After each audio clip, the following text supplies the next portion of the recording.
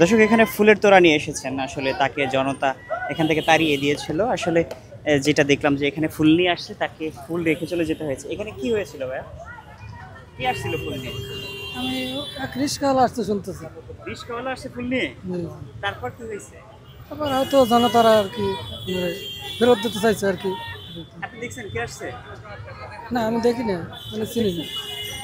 কে আসছিল এখানে? এক পাগল আসছিল, সে হাসিনের তরফ থেকে ফুল নিতে, আমরা তাকে দিতে দেইনি।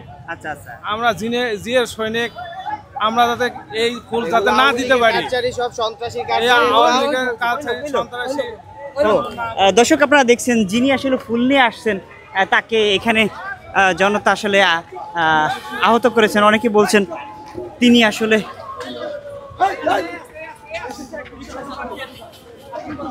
উনি আসলে বলছেন উনি রিক্সা চালক। এই বাসটা একটু সরান, বাসটা একটু সরান, বাসটা একটু বাম দিকে টানেন, বাম দিকে বাম দিকে।